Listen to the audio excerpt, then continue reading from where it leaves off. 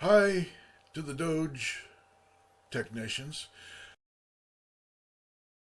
As you already know, I was probably one of the first ones to send in my bullet list on Monday.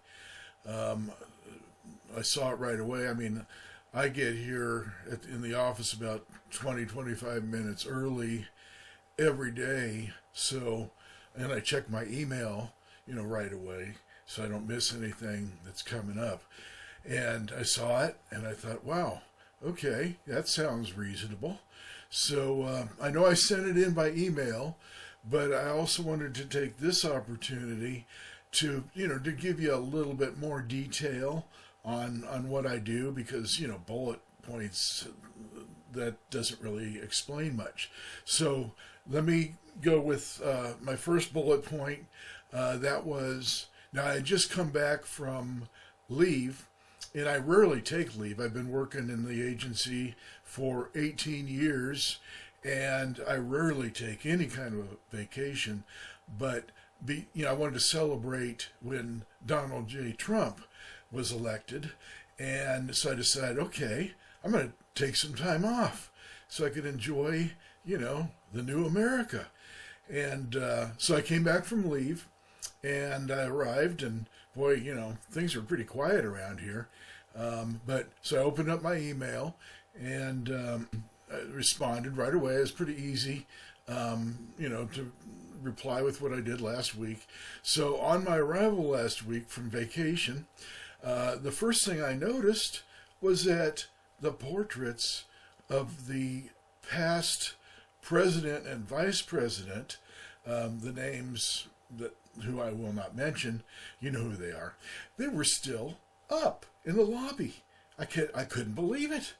And I looked around and asked around, and the didn't seem to have a new portrait for Donald J. Trump 47. And there was a lot of confusion because we weren't sure, are we using the, a new portrait that was just taken, or are we using the iconic mugshot as a portrait in the lobby? Nobody really knew, and we didn't have copies anyway. I was going to go online and see if I could, download something and print it up, but I at least, pulled those old portraits off.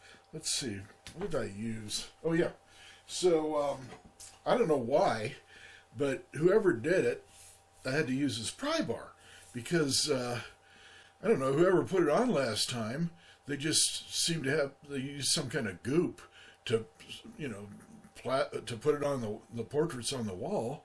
So I had to use this crowbar.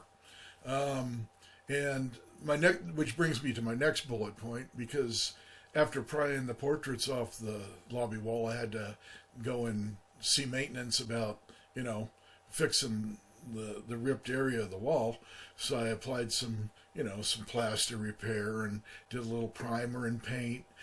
Went to the local paint shop and matched, the wall color and made sure that I, made it look good. But I'm looking forward to putting up the new portrait of President Trump 47. Okay, so let's just put this away.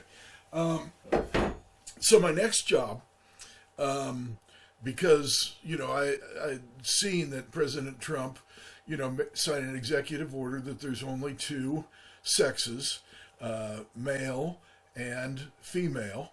And also, I inferred from that, okay, there's not going to be any reason to have a feminine napkin and tampon dispenser in the men's restroom. I mean, that's just crazy. So what I did is I went and pulled off the machine. Let me just adjust the camera a little bit. So, the mic's in the way. There we go. All right, so I pulled the tampon machine off the wall, and boy, that was a challenge. Now, let me put this out of the way here, because I tried using this crowbar. Adjust the camera again. There we go. Okay, I tried using this crowbar, but it wouldn't work. So I got the beast. So let me go get the beast. Be right back. All right. So this is the beast. This thing is, I also use it to do some exercises during my lunch. But this is what I took, and I was able to pry the feminine dispenser machines off all the men's rooms on each floor. And again, my fourth bullet point would be I had to, fix those walls too. So again, went back to the paint store, got what I needed, and made that happen. And then pretty busy last week with dealing with all that, plus all the other tasks that my manager gives me. It seems like I'm really the only one that does any work around here. In fact, I really love your idea, because a lot of these people, frankly, they really don't do anything. It seems like every time I'm down here in the basement by myself, but every time I go up to the main floor where most everybody else is with the latte machine and all that, they're not really doing anything except maybe planning like a birthday party, for one of the employees. And it seems like that happens about every week. Or they're planning, what to do on Friday after work or on holidays when they get together. And they never invite me. So I really don't know what's going on at those parties. Maybe I don't want to know. But, so I really like what you're doing. And I hope this helps so that what people like me who are very hard workers, like I said, for 18 years, very dedicated, show up to work every day early, never miss a day, even come in on, holidays, especially if I think that holiday is just ridiculous. What do we need a holiday for that for? So I'll come in, kind of catch up on what I'm doing. And, what do I do? I'm tech support for this agency. That's what I do. And then also I end up doing a lot of maintenance issues too. But all right, well, okay. So again, I'm glad you're on this thing because, frankly, a lot of these people really don't need to be here. And by the way, so as you can see, I'm down here in the basement with the sewer pipes.